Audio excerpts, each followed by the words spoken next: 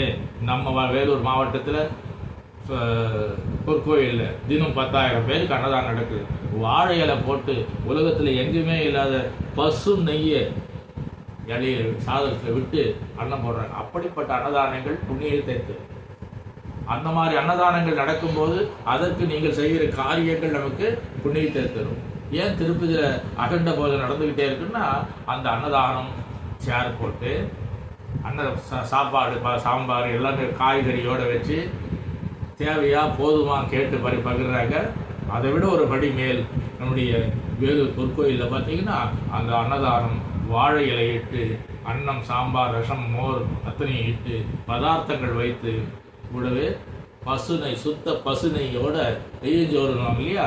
இன்றைக்கு இந்த கலியுகத்தில் பாலும் அதாவது நெய்ச்சோறு போடக்கூட ஒரு இடம் இருக்குன்னா அப்படிப்பட்ட அன்னதானங்கள் சிறப்பாக இருக்கும். இந்த அன்னதானத்தை பற்றி பேசுகிற தகுதி எனக்கு என்ன இருக்குன்னா, நான் ஆன்மீகம் என்ற பத்திரிகையில் பணிபுரியும் போது வாழ்க்கையில் மிகப்பெரிய விஷயத்தை செய்திருக்கிறோம். என்னையே அறியாது பணம் எனதல்ல, என்னுடைய வாசகர்கள் ஒவ்வொரு அமாவாசையும் மாதத்தில் ஒரு அமாவாசை என்றால் வருடத்தில் 12 அமாவாசை 12 வருடங்கள் நேரடியாக சென்று காசியில் காசி மடம் சொல்லக்கூடிய மடம், சங்கர மடம், குமாரசாமி மடம், நகரத்தார் சத்திரம், இப்படி இந்த 4-5 இடத்துல தமிழர்கள் யாத்திரைகள் வரவங்களுக்கு வட பாயசோடு ஒவ்வொரு அமாவாசை 1000 பேருக்கு அப்படி சிறப்பாக பண்ணக்கூடிய பாக்கியத்தை பெற்றவன். அது என்னுடைய முன்னோர்கள் செய்த புண்ணியம் நினைக்கிறேன்.